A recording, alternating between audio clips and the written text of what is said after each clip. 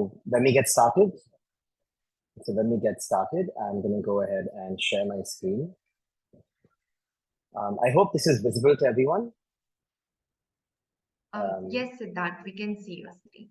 Great, fantastic. So what we're here to talk about is, the process and purpose and strategies around building websites for not-for-profits and NGOs. This has been informed by our experience of working with various organizations in the sector, and also by looking at what things, about how the sector is using technology in general outside of India as well, right? We're going to be covering quite a few topics. We're going to start off with domain registration itself. For all of you who aren't familiar, it's very important in this day and age to have your address on the internet. That's what the domain is, right? Especially in our day and age where a lot of bad actors are using the internet to portray themselves as somebody else. It's very important that your organizations have a domain that is officially recognized as yours. And that is the only domain that people recognize as your domain. This helps build credibility. It helps you maintain your unique identity. It gives you that legal protection. And of course, it gives you these SEO benefits as well. Purchasing a domain name, www.connectfor.org or whatever, is not a very complex thing at all. There is a website called godaddy.com, and there are similar other platforms as well, where you can purchase a domain name. You go in there, you search for the name. If it's available, you can go ahead and purchase it as well. Recently, people have also started allowing NGOs to purchase domain names that end with .ngo. Right, this is something new that's come. Most domain names end with a .org or a .com. There is now a new extension to that domain name system called .ngo, which is in its very early days. But the added benefit of a .ngo domain is that only registered, approved NGOs are able to get that domain name, right? So even if you have a domain name today with .org or .com or .info or anything, I would encourage you to go ahead and block and purchase your .ngo domain names as well, so that nobody else can at that, towards that. Once you've got your domain name, now ultimately a website is about sharing information, right? It's about sharing content. That's the primary purpose of any NGO or any not-for-profit website. Now, when you think about sharing information, it's very important to consider who are the people that I am talking to through my website, right? Most NGO websites will address one or more of these audiences. The first audience is, of course, donors, people who want to support the cause through financial means. The second are volunteers, people who want to support your organization by actively participating in helping you achieve your mission. The third are the beneficiaries of your organization, right? Who are the people that are impacted by the good work that you do? Where can they learn more about your organization and how they can become a beneficiary towards you? And then finally, of course, it's news and media as well, where there are constantly journalists out there who are looking for organizations who are doing great work, either from the point of view of showcasing them to the larger public through their newspapers, through their publications, but also from the point of view of finding experts on specific topics that they may be covering, right? So when you're thinking about content, you want to think about how you are addressing the information needs of these various stakeholder groups, right? So typically, you could break down your content across various categories. The first, of course, is the mission and vision. Very important and probably something that most NGOs already have very articulately defined. What is your purpose? Why are you doing this? What is your goal? And this is something that all of those stakeholder groups want to know, right, when they come to your website. The second part is programs and projects, which is more about how do you conduct your activity? What is the activity that you do? How frequently do you do it? What does that calendar look like? Right? This is obviously very important from, again, all of those four stakeholder groups, because even a donor wants to understand if they are funding an organization, if they are making a donation, they want to understand where could that donation be used and how has donations or donors' funds been used in the past. Even for volunteers, again, when they understand the kind of programs and projects that your organization undertakes. It helps them understand how they can get involved, right? The next category, and one that is often overlooked, especially in India, is really talking about the success stories and impact, right? I do understand that a lot of organizations don't like to talk about success stories and impact because they feel like that is not the reason that they are, they don't want to come across as overly selling things. But that's not what somebody thinks when they look at success stories and impact. Success stories and impact on your website are really a way for people to understand the real efforts and the impact of the efforts on the ground, right? You all should be putting that information out there. Do it in a respectful manner. Do it in whatever manner you are comfortable with. But anyone who comes to your website should understand what impact you've created, right?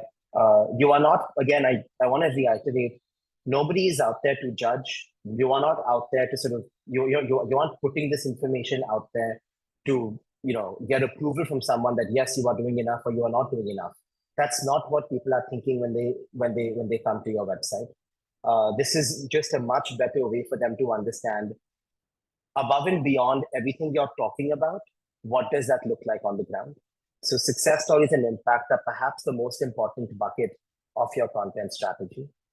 And success stories and impact can't be considered as just one piece of content that you publish once and then you just, don't keep updating.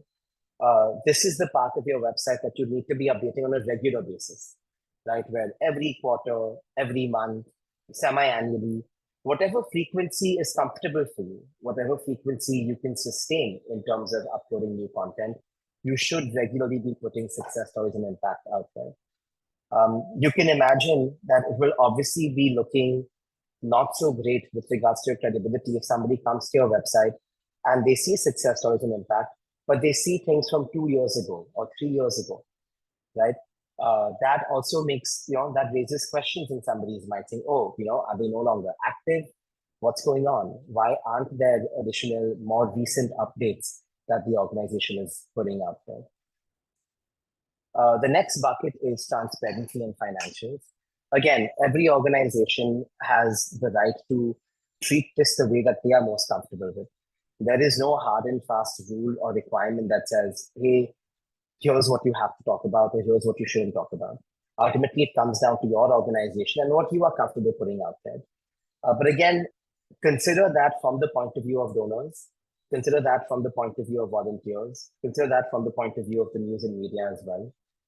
Right? The more transparent you are, and the more information you can share about how the donations that you have raised or the finances that you have raised are utilized, the more transparency you are creating for someone who is willing to contribute and get involved with your cause.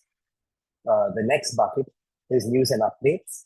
And I want to highlight that when we talk about news and updates, that's very different from success stories and impact. News and updates are also your way of showing the world your understanding of the space you are operating in, right?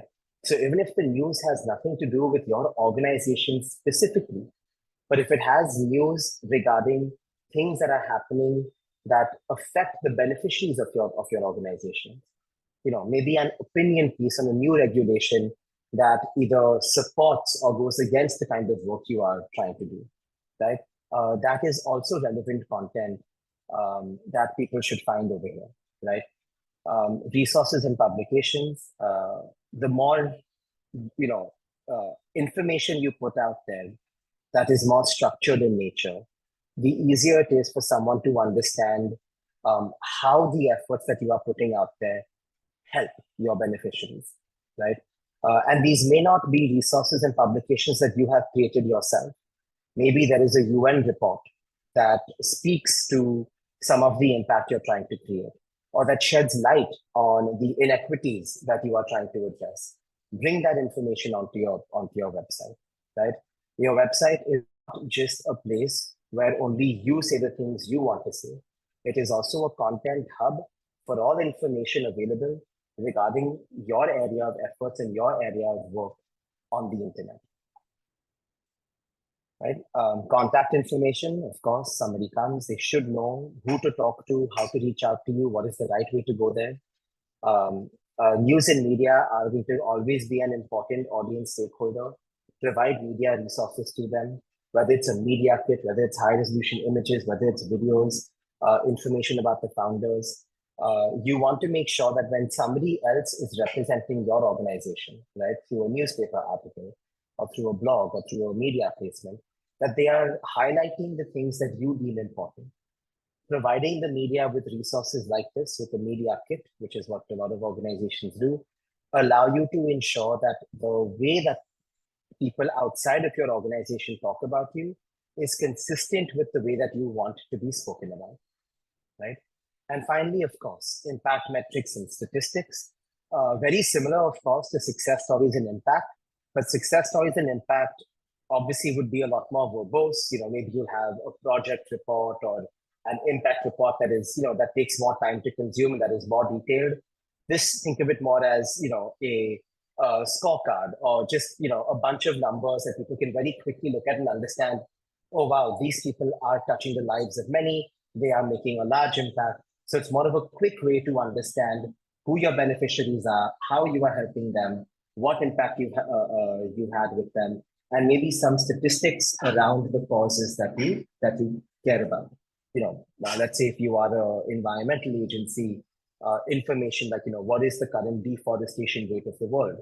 And how does your work help reduce that? So think about statistics, not just in terms of your specific impact, but again, like I said, the space in general, right?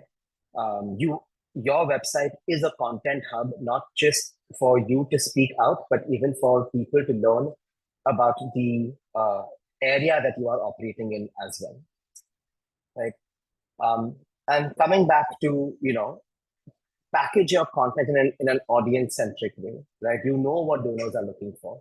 You know what volunteers are looking for. You know what news and media is looking for.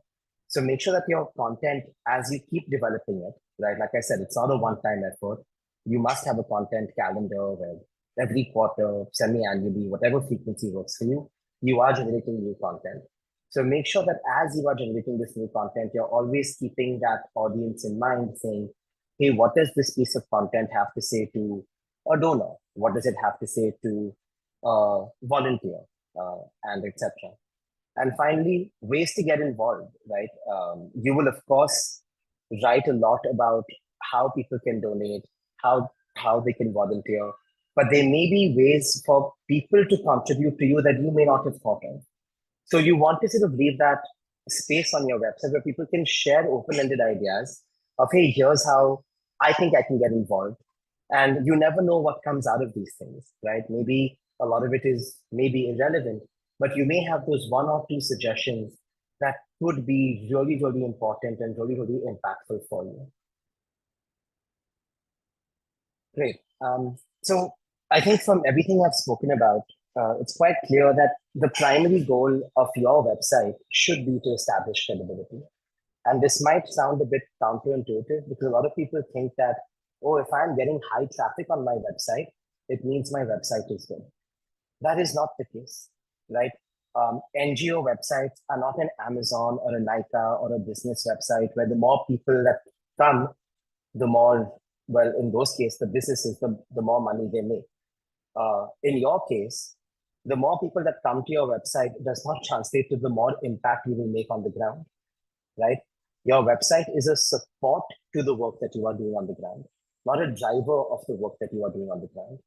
So don't think about, even if you build a website and you are putting in the efforts to update content regularly, you should not be evaluating those efforts purely from the point of view of, oh, last month I had, I don't know, maybe 5,000 people who came to my website and I've done so much more work, but that number hasn't changed. That doesn't mean that the work you are doing is ineffective. You're just chasing the wrong. Simply building traffic for an NGO website is not the right strategy. You don't know at what point or when somebody who hears about your website, who can make a big difference to you, is going to go and look at your website and get convinced because of the credibility that you've been able to establish.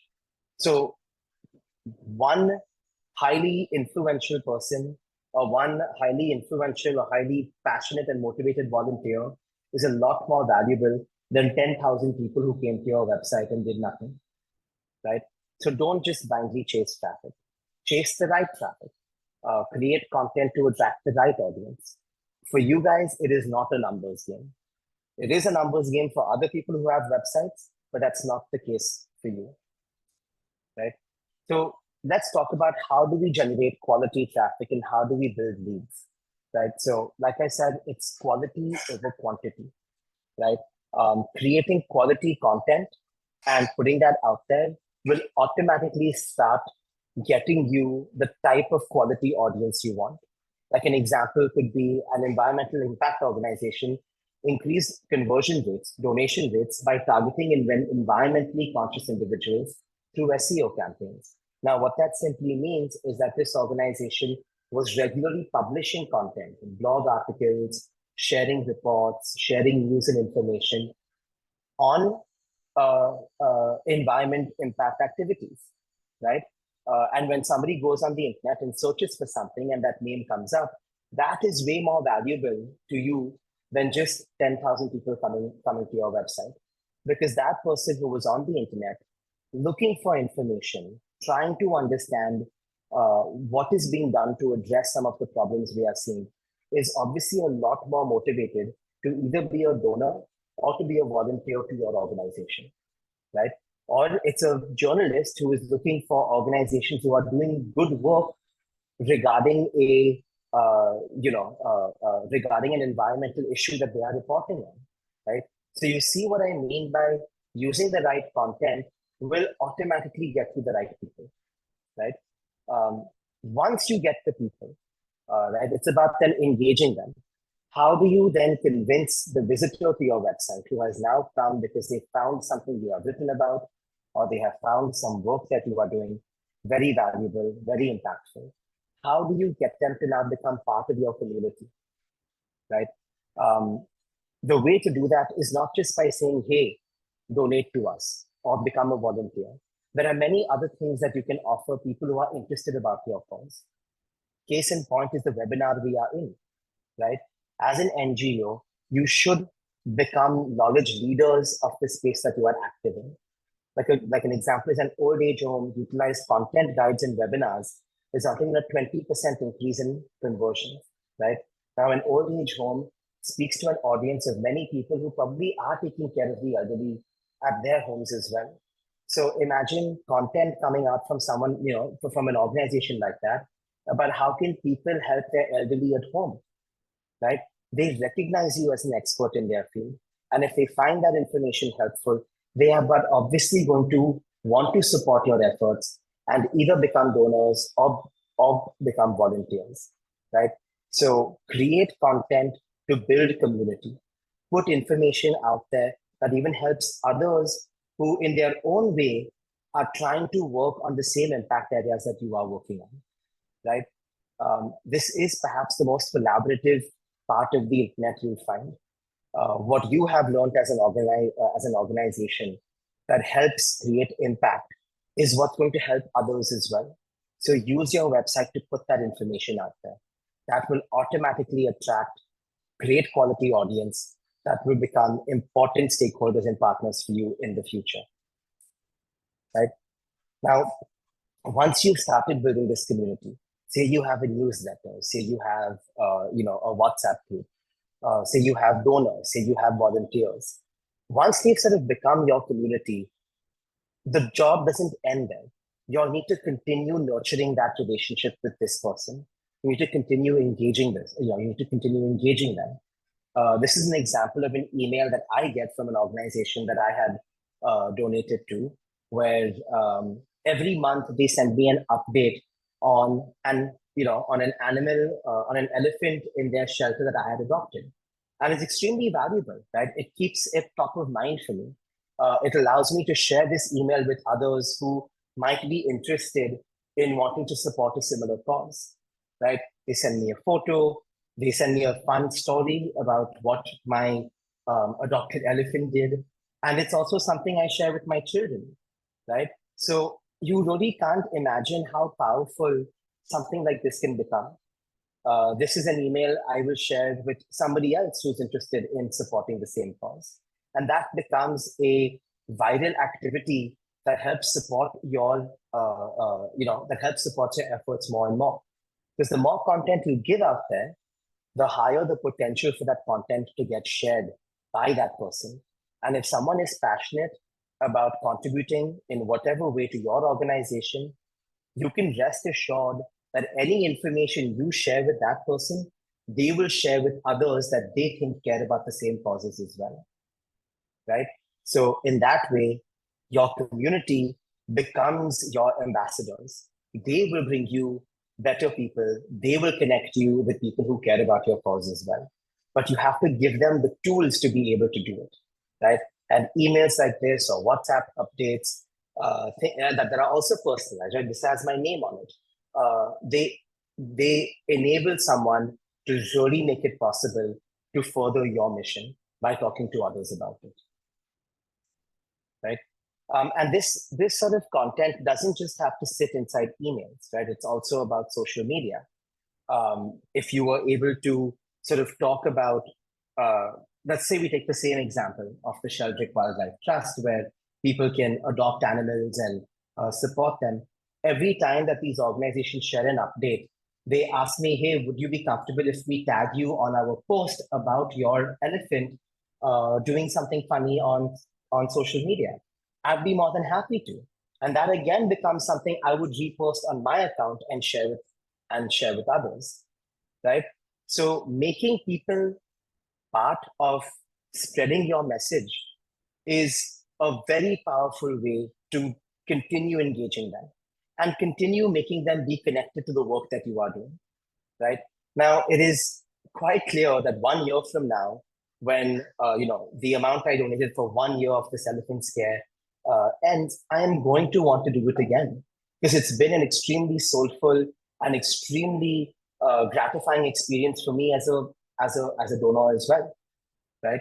So you need to think about how you can create these sort of engagement methodologies for your volunteers and for your donors, right? So that they will continue being your ambassadors within their communities and continue supporting your organization, right? So like I said, the same thing can apply with social media. We already saw a great example of how these organizations use emails. Finally, a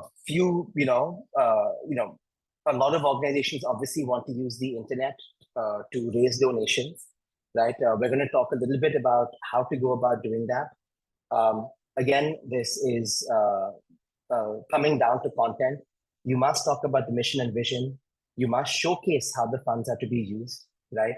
On the internet today, everybody is already very concerned about credibility, and they're very concerned about giving their payment information online, right? And unfortunately, NGOs have to work a bit harder to earn that trust. So showcasing how the funds that somebody might donate are going to be used really gives them that clarity of, okay, yes, it completely makes sense for me to donate to this organization because this is what we're going to do with it, right? Talking about the impact of the funds, right? So for example, with that same Sheldrick thing, I donated a certain amount and it told me, hey, this is going to cover, medical care, accommodation, and food for this adopted elephant for 1 year. So it's a very clear understanding for me that, okay, how are my funds going to be used? How does it actually go to impact, right? And that's what outcome-driven donations are. You will definitely have large institutional benefactors who will come and donate on a broad basis. But for individual donations, like for someone like me, or just for individuals out there, it's more about, hey, I'm donating X, and this is the specific impact that I'm going to be creating for it, right? And then giving regular updates on the utilization of those funds, and even showing people the kind of updates they will receive, right? So when you are creating a page, asking people to donate, you should show all of this information that, hey, after you donate, we're going to be sending you on a monthly, quarterly, semi-annually basis something that looks like this, that tells you what's happening with the funds that you contributed and with the projects or with the efforts that those funds are going towards, right? So a few examples, so create tiered giving levels or tiered donation levels, provide a month's worth of meals for X, or sponsor child education for a year, which is Y. What you'll see in both of these statements is a time frame, a month versus a year, an impact area, which is in the first case meals, the second case is education, right? And third, an amount, right? When you've given all these three, from the point of view of a donor, they know, okay, this is going to be good for X amount of time, which means I will want to come back and do it next year, or do it next month, or do it next quarter, right? And I know exactly where these funds are going to be utilized. So I will get updates regarding those. Another example is not just talking about activity, but direct outcomes. So, an donation will result in the planting of X number of trees. Right? Quantity, right? Draw a direct line between a donor's intent to support your cause and their hope that intent will convert to impact. Right? A little bit of technical stuff. It used to be the case that raising funds online would be technically very difficult because you would need to build your own website, implement a payment gateway, put in security protocols, etc., etc. Luckily, a lot of things have evolved from that day and age. Today, companies like with an entire landing page, literally a page where you can put in your information that has a donation form, that even has an integrated way for you to issue ATG receipts. So you really don't have to do much. These guys have a ready-made solution for you. So you can go to Razorpay, create a donation page with them, and link that page to your website, right? And Razorpay takes care of all of those security matters. They take care of all of those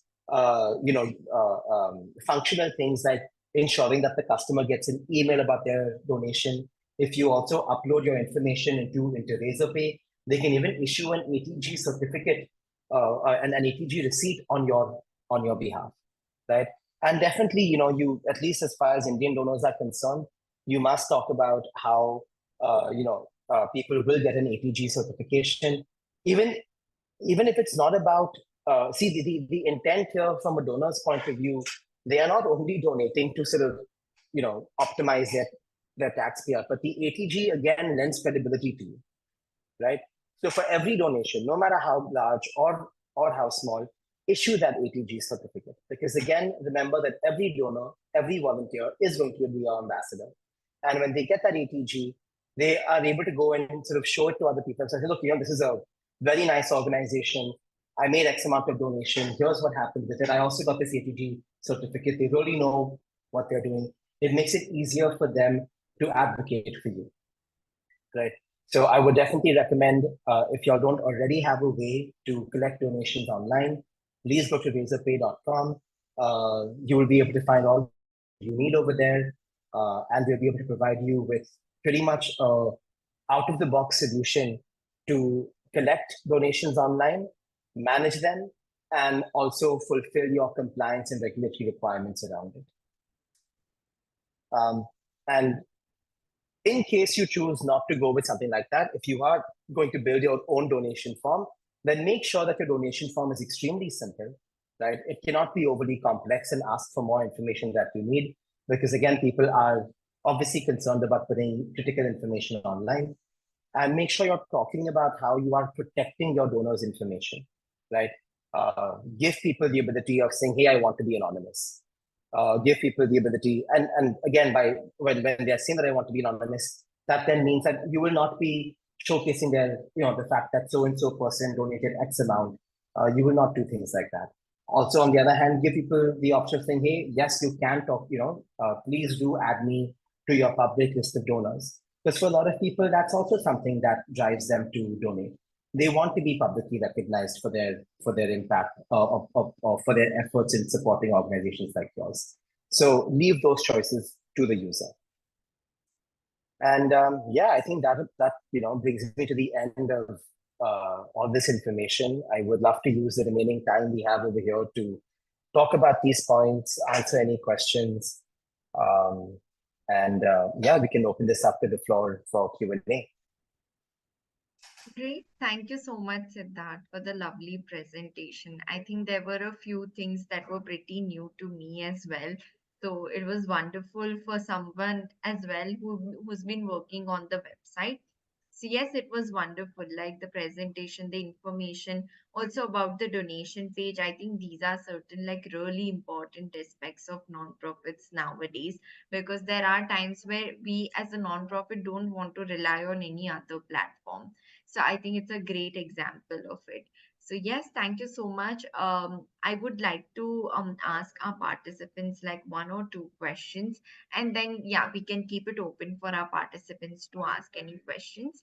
I quickly want to understand like how many of you have like website. First of all, you can just put up a thumbs up, so that will really help us understand. Okay,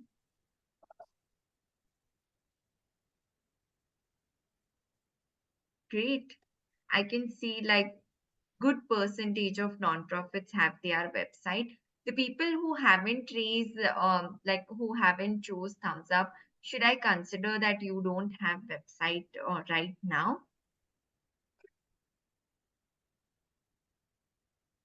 Okay. Okay. Thank you, Amar. Thank you. Okay. My next question is, you all have like 80% of you have website. My next question is, how often do you update your website? Like you can just write it in the chat box, you can just unmute and speak.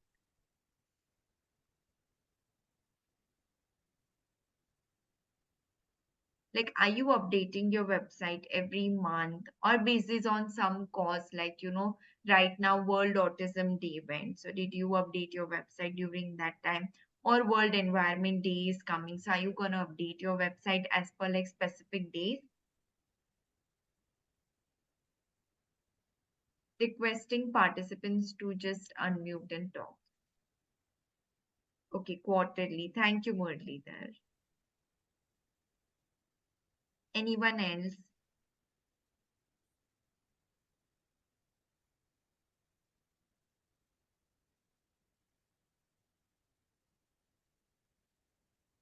Okay, regular blogs on the website. Okay, every couple of months. Okay. Okay, great. So I can see that not on a frequent basis, but at least once in quarter, like most of us are updating websites. That's great. That's lovely. Okay, so now I'll just keep this floor open for question and answer. If you have any question about website, domain, what things you should be adding, please raise your hand and you can ask your question. Yeah, Sniffy Welfare, you have raised your hand. Would you like to ask any question?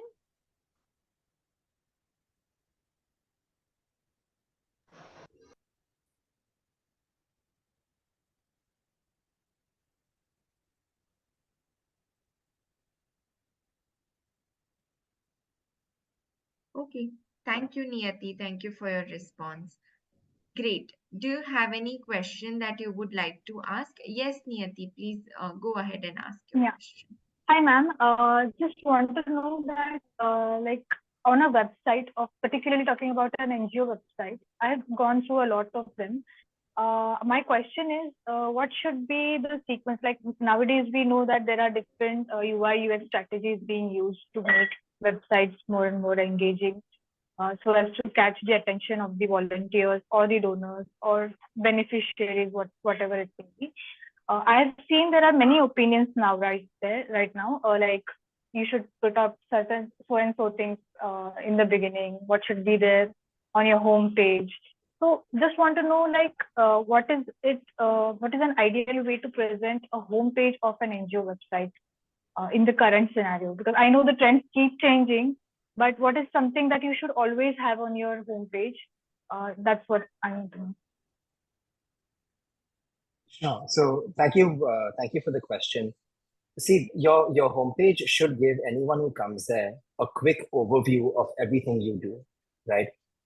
Whenever someone comes to a website, if you try and segregate the information too much, click here, then click here, then click here, then click here, that's not going to be something that people are going to do, right? Unless they find something on your homepage that they find extremely appealing. So think of your homepage as, think of it like a buffet, right? Everything is out there. Now you can go into any one category or into any one bucket that you want. Now you're right, design keeps changing, and that's also driven by how people access the internet and what kind of information that they find. But do remember that people who come to your website will at most come to it once or twice, right? So it's more about just saying, hey, what is going to be most impactful for your audience, right? Just don't make them have to work too hard to find the information that they need. So if it's volunteers, and say you have multiple volunteer programs, just put 2 or 3 of those on the homepage and have a way to say explore more, right? And make sure that those 2 or 3 appeal to the largest audience of people that you'd be speaking with. Similarly, if you have if you have programs you're raising funds for, right? Again, you can't put everything on your homepage. Just put enough so people know where to jump into to learn more. Correct. Thank you so much, Siddharth. No problem. Yes. Just to add on to what Siddharth mentioned, I think for nonprofits, 3 really important things are that we mention our programs, like what programs are we running and who are we catering to, like who are we serving. The second is our donor, in case you have donation page live, and probably volunteers. Like these 3 things I feel are the primary aspects of any nonprofit website. But yes, additionally what Siddharth mentioned, I absolutely agree to him. Like there shouldn't be too many clicks, like people get confused that okay, I'm not getting the information that actually I would want to see. So yeah, thank you so much, Siddharth, for answering this question. Yeah. Anyone else, any other question that you would like to ask Siddharth?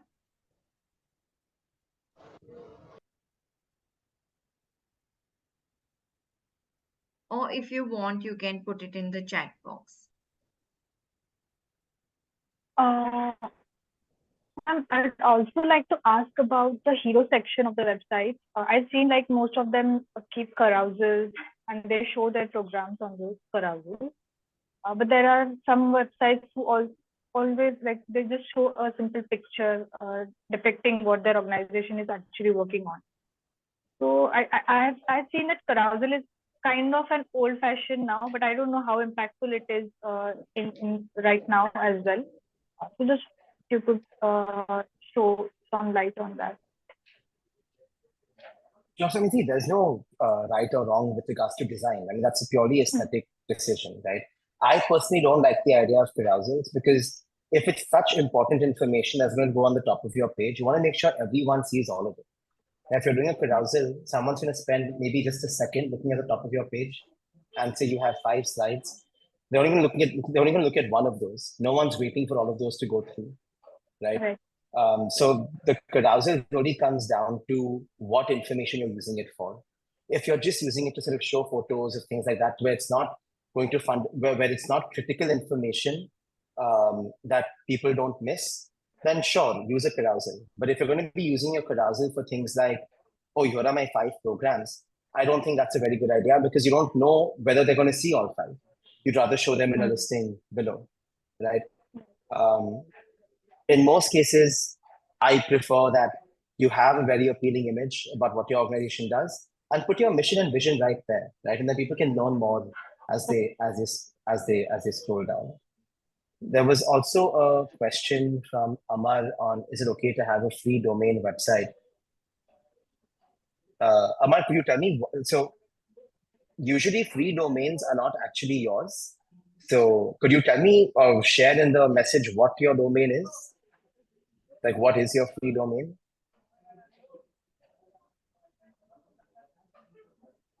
I'll wait for that to happen. Yeah, so as long as it's a fully qualified domain like mitratvatrust.com, that should be fine. But I'm not sure how you've been able to get that as a free domain.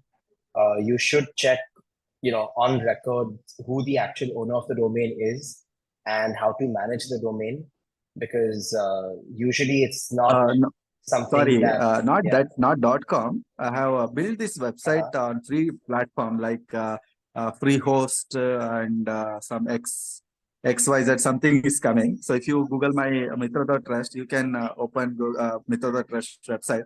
I have built by using WordPress and other free web hoster. So I'm not an IT person, but I have developed it. So just this is my website just to share the information. So I thought that I don't need to purchase to share any information, because I'm not asking any donation on my website, just to showcase what I'm doing, what we are about that. So if you see, if you just review and tell, is it good or we should have a paid version of website? Can you suggest? So, so yeah, see, this is the concern with free hosting, is that it won't use your domain, right? Like you said, it'll have a something dot com. So ideally, that is going to that isn't something you should be doing. Hosting is also very cheap now. You can get hosting for as low as even 100 rupees a month in some cases, right? So I would recommend that you don't use a free host which adds its own name to that domain, because sure, you may not be asking for donations right now, but even somebody who's looking you up, if they find your website hosted somewhere else, it just raises unnecessary questions. Got it. Correct. I agree. We have one more question, Siddharth. That is, Figma is Figma good for like website designing? Yeah, I mean, see, any tool that your team or you are good with is good for website designing. Like, I mean, there's no such thing as a bad hammer.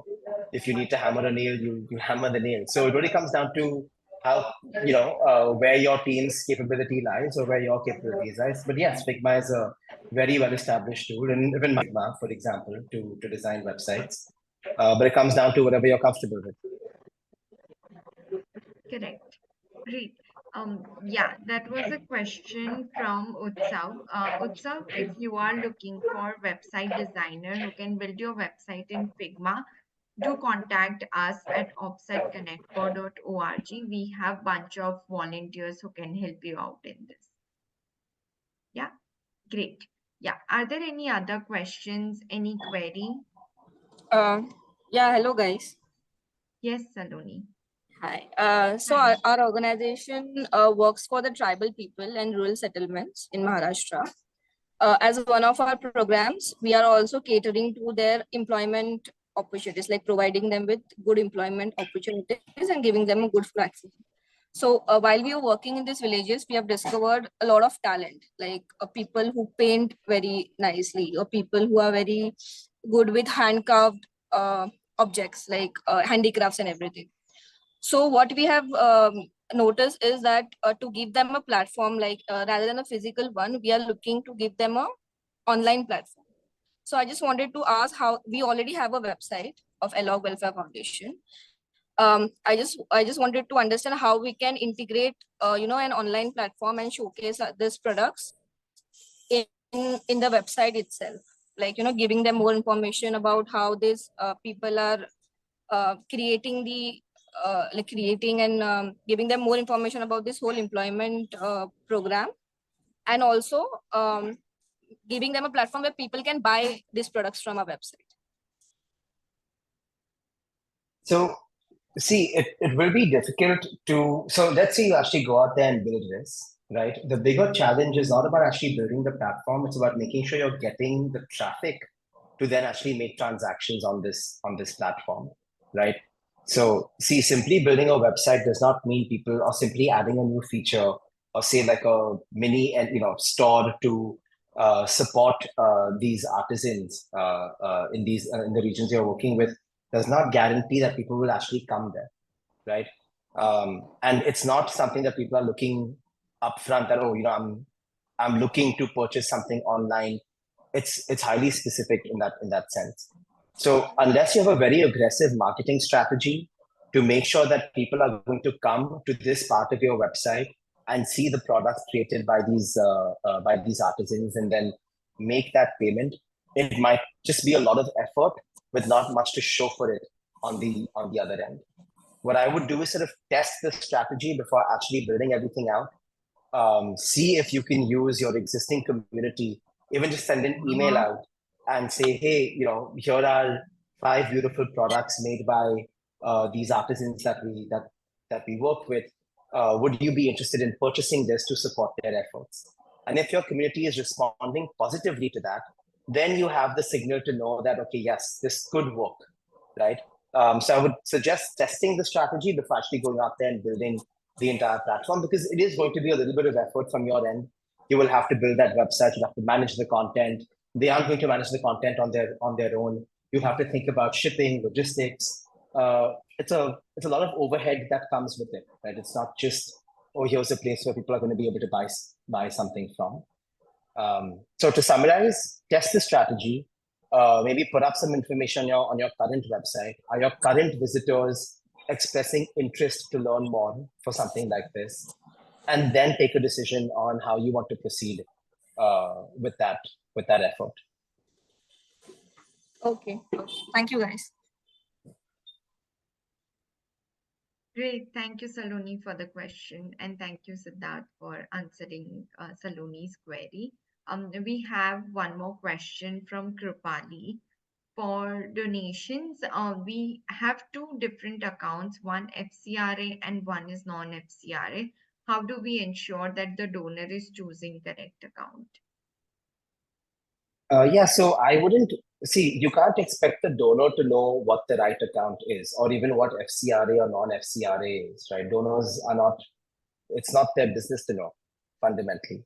But from what I understand about the space, your FCRA account is for international donors and your non-FCRA account is for domestic donors.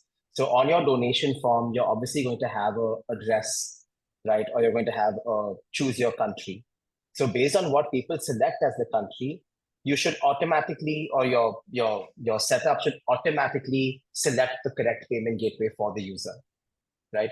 So build the user experience in such a way that they are asked about where they come from, or as part, when they're giving that information, and then automatically select for them what the right account should be. So let's say you have a section that says, for donation information, click here, and you say, okay, are you in India? If yes, here's my donation information. If you are from outside of India, here's my donation information. Right? Don't just put both of them out there. It might become confusing for people. Great. Thank you so much, Siddharth. Great. Yeah. So I think we have answered almost all the queries that we have received. We can close the webinar here. And I would firstly like to thank you, Siddharth, for making this happen. Thank you so much, Siddharth, for accepting our invitation and giving us a lot of knowledge about website and the domain registration. Thank you so much. It was wonderful having Hello, Aishwarya madam, last 1 minute. Yes. Hello. Yes, last yes. 1 minute. Please tell me, Muralidharji. Yeah, see, we have the website and we purchased the domain from one company, and then for hosting purpose server we purchased it from another person. So for hosting purpose we have given to as a consultant to host the content frequently. So at that time, that is the giving some sort of inconvenience for us to update the information as and when we have the program and then promotion in the website. How to overcome these challenges to take over that hosting process? Can any suggestions from that? So there are many self-managed hosting providers. You don't need to really work with a consultant just to host your website. Hosting isn't so complicated. So, for example, even a GoDaddy will allow you to buy a server at a very low cost to host your website. Although I think that you're asking 2 separate questions. One is how to host your own website, and the second is how to update the content of your website. Now, depending on how your website has been made, right? Certain websites have a content management system, like a separate admin panel where you can log in and update the information on your own. If your website does not have a content management system, that means the only way to update the website is like modifying the actual code of the website. So if you need to be able to update the website on your own, you should get a website that is built on top of a content management system. Popular ones are WordPress, Drupal, things like that. So then you don't need any sort of technical expertise to upload information. You would be able to do it on their own. So I hope that clarifies. So in this process, we heard that he has taken the WordPress tool and then content uploading taking place. So can we ask the hosting person to train us to get into the updation our own way? That is possible? Absolutely. And within WordPress, you also have the ability of creating different user roles. So it's like your WordPress admin panel has many settings. Maybe you don't want your team to have access to all of them because something could go wrong. So you could tell your consultant, look, I want these team members to only be able to do XYZ things, create a role and train us on how to upload this information on our own. But technically, it's completely possible. Yeah. Right. Okay.